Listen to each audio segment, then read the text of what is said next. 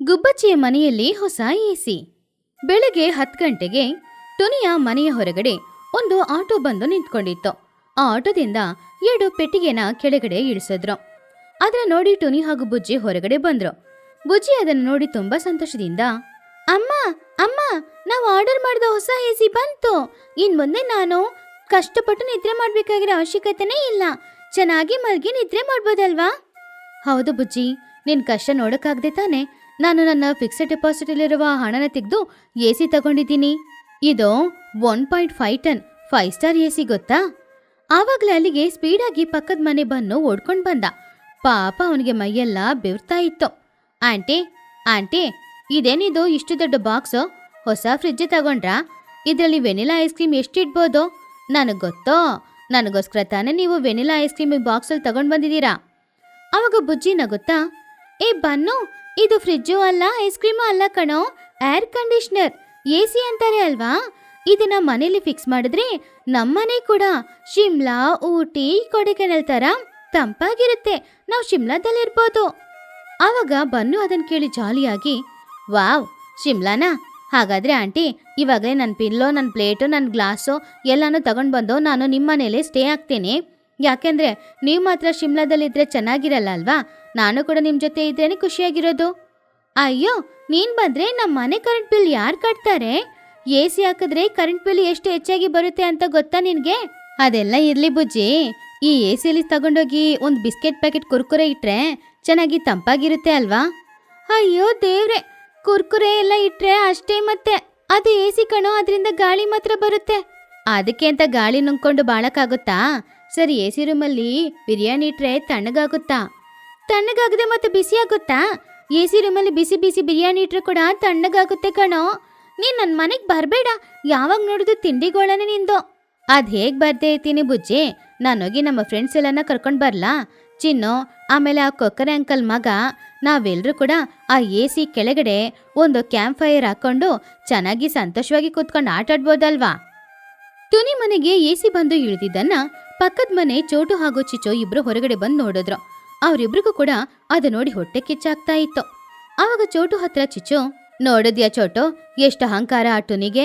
ನೇನೆ ತನಕ ನಮ್ ಜೊತೆ ಕೂತ್ಕೊಂಡು ಬೀಸಣಿಗೆಯಿಂದ ಗಾಳಿ ಬೀಸ್ಕೊಳ್ತಾ ಇದ್ದವಳು ಇವತ್ತು ಮನೆಗೆ ಹೊಸ ಎಸಿ ತಗೊಂಡಿದ್ದಾಳೆ. ಅಷ್ಟು ಹಣ ಎಲ್ಲಿಂದ ಅವಳಿಗೆ? ಹೌದು, ನನಗೂ ಕೂಡ ತುಂಬಾ ಆಶ್ಚರ್ಯನೇ. ನಮ್ಮ ಮನೇಲಿರೋ ಫ್ಯಾನಲ್ಲಿ ಯಾವಾಗ್ಲೂ ಬಿಸಿ ಗಾಳಿನೇ ಬರೋದು. ನಾವು ಕಷ್ಟಪಡ್ತಿರ್ಬೇಕು, ಇವ್ರು ಮಾತ್ರ ತುಂಬಾ ಸಂತೋಷವಾಗಿರ್ತಾರಾ? ನನಗಂತೂ ಹೊಟ್ಟೆ ಉರಿತಾ ಇದೆ. ಇವತ್ತು ನನಗೆ ತಿಂಡಿ ಕೂಡ ಇಳಿಯೋದೇ ಇಲ್ಲ ನೋಡು. ನೀನ್ ತಿಂಡಿ ತಿಂದಿಲ್ಲ ಅಂದ್ರೆ ಅದನ್ನ ನನಗೆ ಕೊಡು, ನಾನಾದ್ರೂ ತಿಂತೀನಿ. ಆದ್ರೆ ಒಂದು, ಆ ಟುನಿ ಅಂತೂ ಎಸಿ ಗಾಳಿನ ಎಂಜಾಯ್ ಮಾಡ್ಲೇಬಾರ್ದು.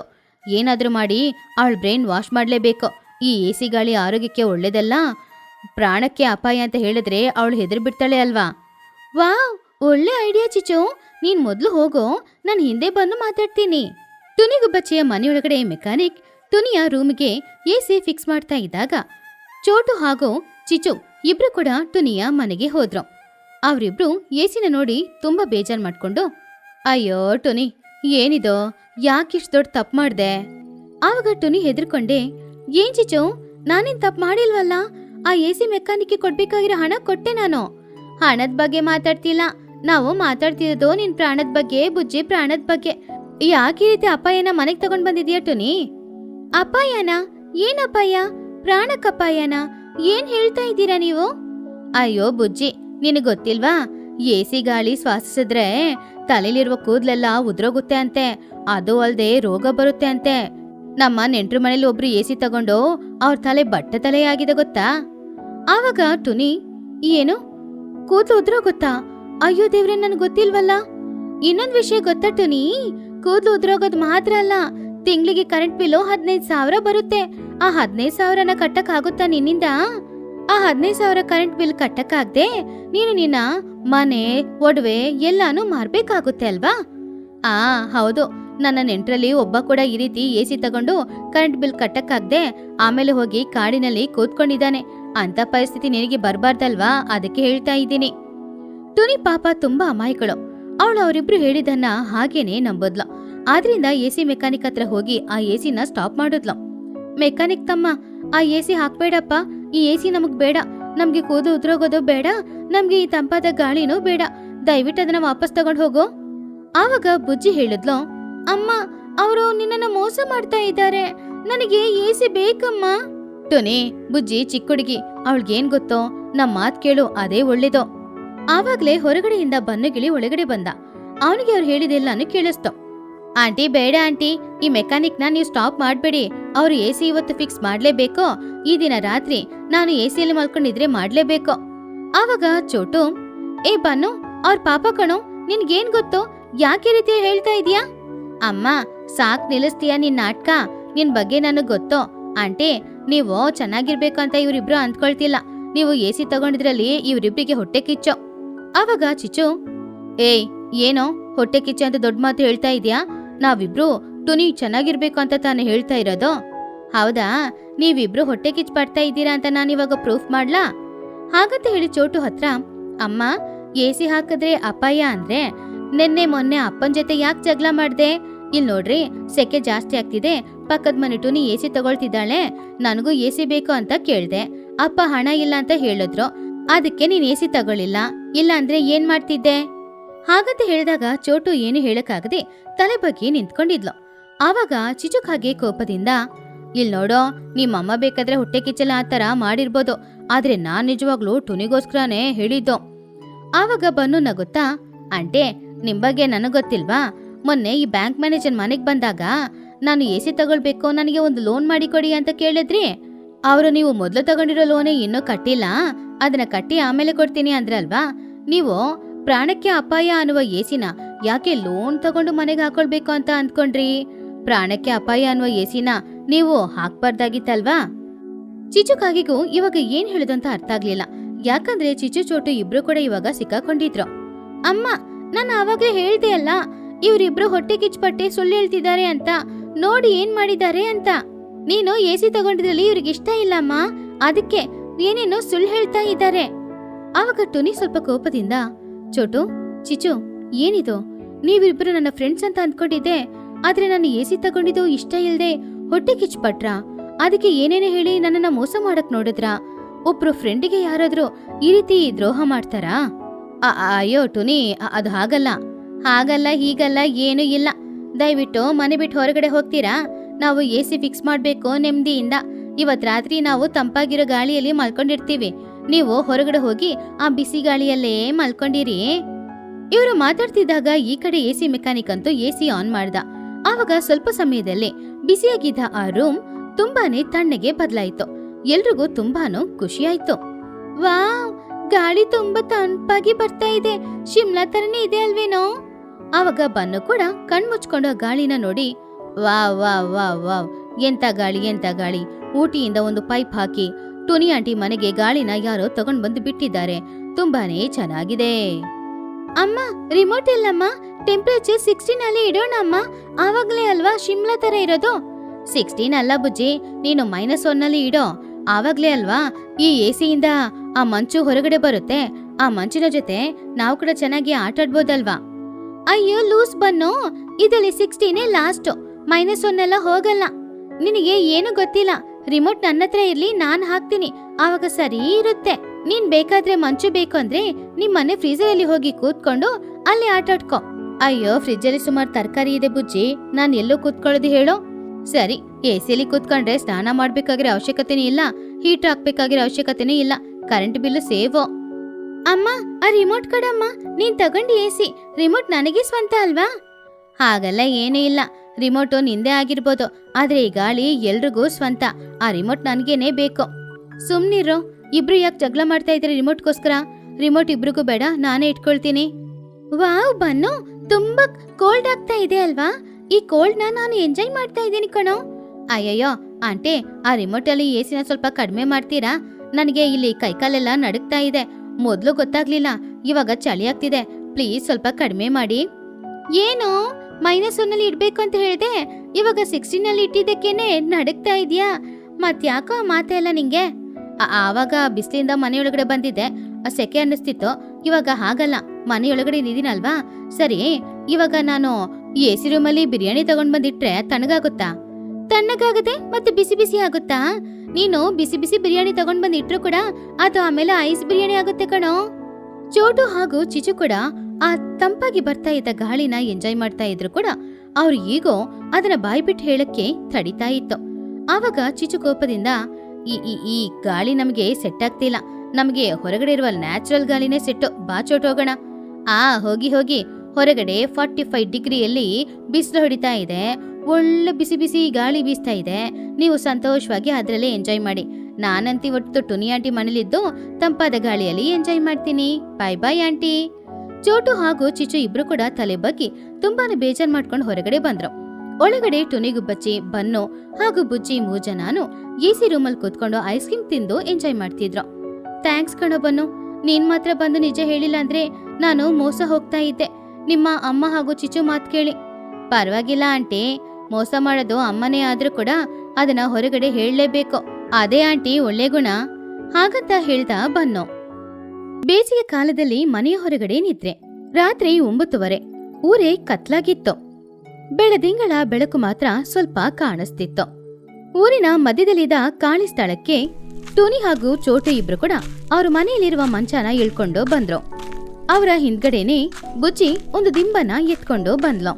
ಚೋಟುಗಿಳಿ ತುಂಬಾನು ಆಯಾಸದಿಂದ, ಅಬ್ಬಾ, ಈ ಕರೆಂಟ್ ಅವನಿಗೆ ನಮ್ಮೂರಿನ ಮೇಲೆ ಅಷ್ಟೇನು ಸೇಡೋ ಏನೋ, ಯಾವಾಗ ನೋಡಿದ್ರು ಸರಿಯಾಗಿ ಊಟ ಮಾಡಿ ಮಲಗೋ ಸಮಯಕ್ಕೆ ಕರೆಂಟ್ ತೆಗಿತಾನೆ. ಈ ದಿನ ಹೊರಗಡೆನೆ ನಾವೆಲ್ರೂ ಮಲ್ಕೊಳ್ಬೇಕಾಗುತ್ತೆ ಟುನಿ. ಹೌದು ಚೋಟು, ನನ್ ರೆಕ್ಕೆಗಳೆಲ್ಲ ಬೆವ್ತು ನೋಡು ಏಕ್ ಚಂಡಿಯಾಗಿದೆ ಅಂತ. ಒಳಗಡೆ ಮಲಗಿದ್ರೆ ನಿದ್ರೆ ಮಾಡೋದಂತೂ ಆಗೋದೇ ಇಲ್ಲ, ಅದಕ್ಕೆ ಹೀಗೆ ಹೊರಗಡೆ ಮಲಗಿದ್ರೇನಾದ್ರೂ ನಿದ್ರೆ ಮಾಡ್ಬೋದು ಅಂತ ಬಂದೆ. ಆವಾಗ ದಿಂಬನ್ನ ಎಸ್ತು ಬುಜ್ಜಿ, ಅಮ್ಮ, ಒಳಗಡೆ ತುಂಬಾ ಸೆಕೆ ಆಗ್ತಾ ಇದೆ, ಅಲ್ಲಿ ನಿದ್ರೆ ಮಾಡಕ್ ಆಗ್ತಿಲ್ಲ. ಇಲ್ಲಿ ಹೊರಗಡೆ ಮಲ್ಗೋಣ ಅಂದ್ರೆ ಸೊಳ್ಳೆ ಕಚ್ಚುತ್ತೆ ಅಂತ ಭಯ ಆಗ್ತಿದೆ. ಸೊಳ್ಳೆ ಬರ್ದೇ ಇರೋ ಹಾಗೆ ಆಲ್ಔಟ್ ಕಾಯಿಲ್ನ ನಾನು ಇಟ್ಟಿರ್ತೀನಿ, ನೀನು ಚೆನ್ನಾಗಿ ಮಲ್ಕೋ ಬುಜ್ಜಿ.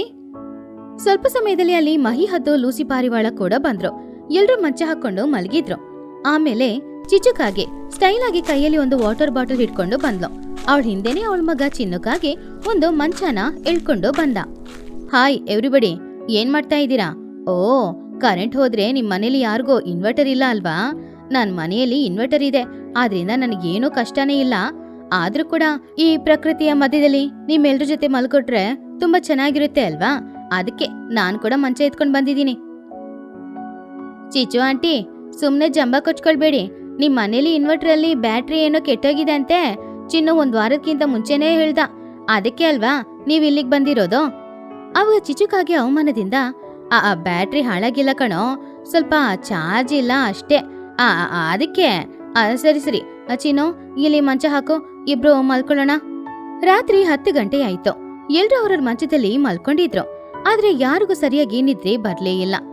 ಸರಿ, ಏನಾದ್ರೂ ಮಾತಾಡ್ಕೊಂಡಿರೋಣ, ಆವಾಗ ನಿದ್ರೆ ಬರುತ್ತೆ ಅಂತ ಅಂದ್ಕೊಂಡು ಮಹಿ ಹದ್ದು ಎಲ್ಲರ ಹತ್ರನೂ, ನಿದ್ರೆ ಬರ್ತಾನೆ ಇಲ್ಲ, ಯಾರಾದ್ರೂ ಏನಾದ್ರೂ ಕತೆ ಹೇಳಿ, ನಮ್ಮೂರಲ್ಲಿ ಪಕ್ಕದೂರಲ್ಲಿ ಏನಾದ್ರೂ ಗಾಸಿಪ್ ಇದ್ರೆ ಹೇಳಿ, ಅದನ್ನ ಕೇಳ್ತಾ ಇದ್ರೆ ನಿದ್ರೆ ಬರುತ್ತೆ.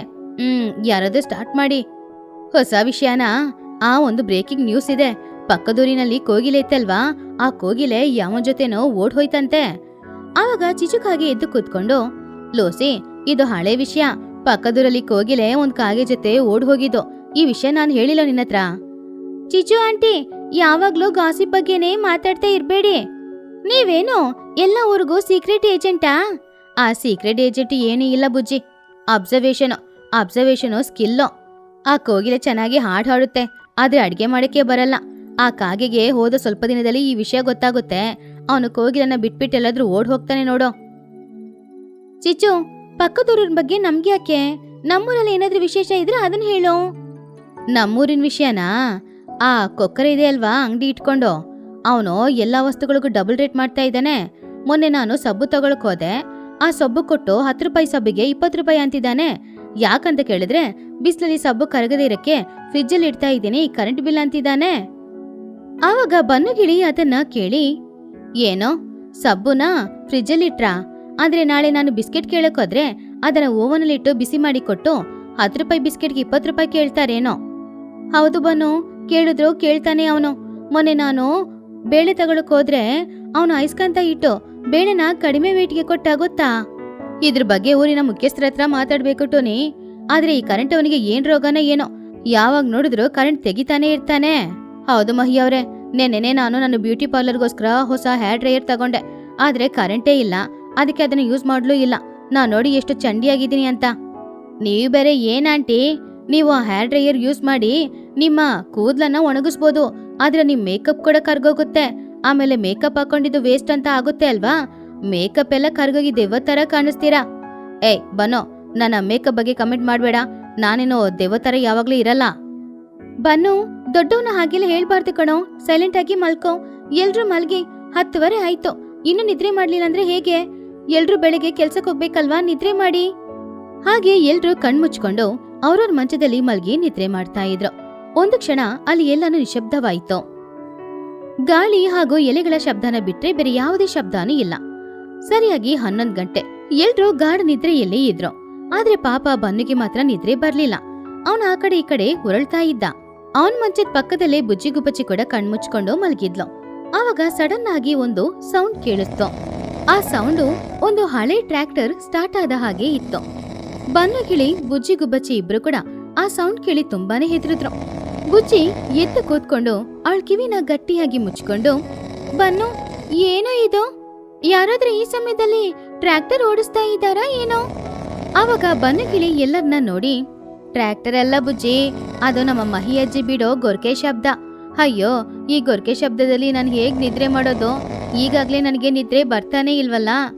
ಅಯ್ಯೋ, ಈ ಗೊರ್ಕೆ ಶಬ್ದ ಸಾಧಾರಣ ಶಬ್ದ ಅಲ್ಲ ಕಣೋ, ಬುಲೆಟ್ ಗಾಡಿಗೆ ಸೈಲೆನ್ಸರ್ ತೆಗ್ದ ಹಾಗೆ ಇದೆ. ನಾನು ಹೇಗಾದ್ರೂ ಕಿವಿ ಮುಚ್ಕೊಂಡ್ ಮಲ್ಕೋತೀನಿ. ಹಾಗಂತ ಹೇಳಿ ಬುಜ್ಜಿ ಬನ್ನು ಇಬ್ರು ಕೂಡ ದಿಂಬಿಂದ ಕಿವಿನ ಮುಚ್ಕೊಂಡು ನಿದ್ರೆ ಮಾಡಕ್ಕೆ ಶುರು ಮಾಡಿದ್ರಷ್ಟೇ. 10 ನಿಮಿಷಗಳ ನಂತರ ಮಹಿಹದಿನ ಗೊರಕೆ ಶಬ್ದ ನಾರ್ಮಲ್ ಆಗಿನೇ ಕೇಳಿಸ್ತಿತ್ತು. ಆದ್ರೆ ಇದ್ದಕ್ಕಿದ್ದಂತೆ ಇನ್ನೊಂದ್ ಕಡೆಯಿಂದ ಏನೋ ಒಂದು ವಿಚಿತ್ರವಾದ ಶಬ್ದ ಕೇಳಕ್ಕೆ ಶುರು ಮಾಡ್ತು. ಆ ಶಬ್ದ ಹೇಗಿತ್ತು ಅಂದ್ರೆ, ಕೆಟ್ಟೋಗಿರುವ ಒಂದು ಗ್ರೈಂಡರ್ ಆನ್ ಆದ ಶಬ್ದ. ಕೀಚ್ ಕೀಚ್ ಕೀಚ್ ಕೀಚ್ ಅಂತ.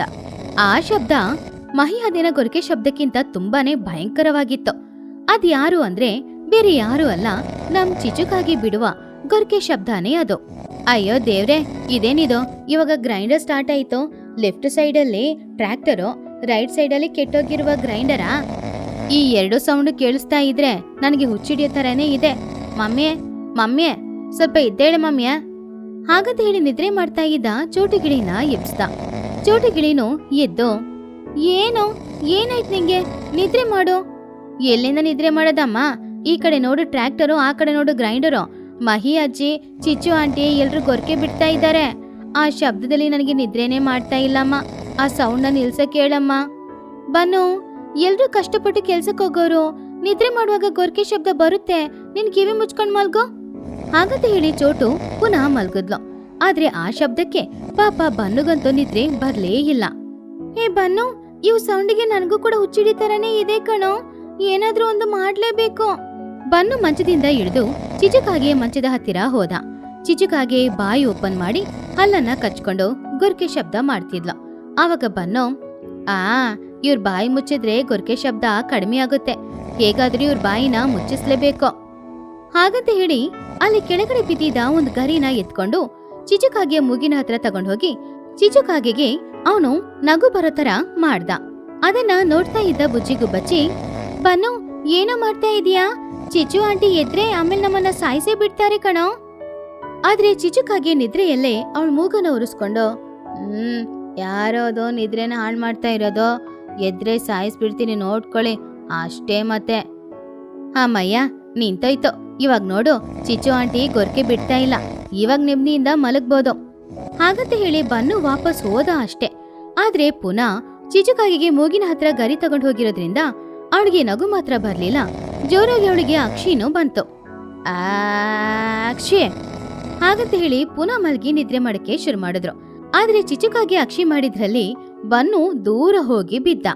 ಚಿಚುಕಾಗೆ ಪುನಃ ಮಲ್ಗಿ ಪುನಃ 2 ಪಟ್ಟು ಹೆಚ್ಚಾದ ಸೌಂಡಲ್ಲಿ ಗೊರಕೆ ಹೊಡೆಯಕ್ಕೆ ಶುರು ಮಾಡಿದ್ಲು. ಅದ್ರ ನೋಡ್ತಾ ಇದ್ದ ಬುಜ್ಜಿ ಜೋರಾಗಿ ನಗುತ್ತಾ, ಏ ಬನ್ನು, ನಿನ್ ಪ್ಲಾನು ಫ್ಲಾಪ್ ಆಯ್ತು. ಅದ್ರಲ್ಲೂ ನೋಡು, ಇವಾಗ ನೀನು ಅವ್ರ ಅಕ್ಷಿ ಮಾಡಿದಕ್ಕೆ ದೂರ ಹೋಗಿ ಬಿದ್ದಿದೀಯಾ. ಆವಾಗ ಇನ್ನೊಂದು ಹೊಸ ಸೌಂಡ್ ಜಾಯ್ನ್ ಆಯ್ತು. ಅದು ಬೇರೆ ಯಾರೂ ಅಲ್ಲ, ಲೂಸಿ ಪಾರಿವಾಳದ ಸೌಂಡೇ.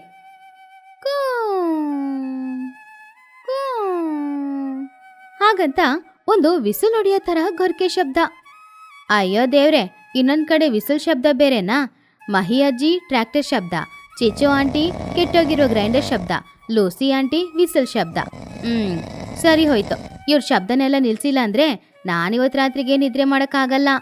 ಈ ಮ್ಯೂಸಿಕ್ ಬಂದಿದ್ದಲ್ಲಿ ನಾವು ಹೇಗೆ ಬುಜ್ಜಿ ಮಲ್ಗೋದೋ? ಬನ್ನು, ನನ್ನ ಹತ್ರ ಒಂದು ಐಡಿಯಾ ಇದೆ ಕಣೋ. ಟೀಚರ್ ಹೇಳಿದ್ರು, ಗೊರ್ಕೆ ಹೊಡೆಯೋರ್ ಮುಖದಲ್ಲಿ ನೀರನ್ನ ಚೆಲ್ಲಿದ್ರೆ ಅವ್ರು ಶಾಕ್ ಆಗ್ತಾರೆ ಅಂತೆ. ಆಮೇಲೆ ಮಲ್ಗಿದ್ರೆ ಗೊರ್ಕೆನೆ ಹೊಡೆಯಲ್ಲ ಅಂತೆ. ಹೌದಾ? ಒಳ್ಳೆ ಐಡಿಯಾನೇ. ಆ ವಾಟರ್ ಬಾಟಲ್ನ ತೆಗ್ದು ಬಿಸಾಕೋ. ಹಾಗಂತ ಹೇಳಿದಾಗ ಬುಜ್ಜಿ ಅವನ ಪಕ್ಕ ವಾಟರ್ ಬಾಟಲ್ನ ಬಿಸಾಕೋದ್ಲು. ಆವಾಗ ಬನ್ನು ಆ ವಾಟರ್ ಬಾಟಲಿಂದ ನೀರ್ ತೆಗೆದು ಮಹಿಹದ್ದಿನ ಮುಖದ ಮೇಲೆ ಚೆಲ್ದ. ಹಾಗೆ ಚೆಲ್ಲಿದ ತಕ್ಷಣ ಮಹಿಹದ್ದು ನಿದ್ರೆಯಲ್ಲೇ ಮುಖನ ಒರೆಸ್ಕೊಂಡು ಈ ರೀತಿ ಮಾತಾಡ್ತಿದ್ಲು.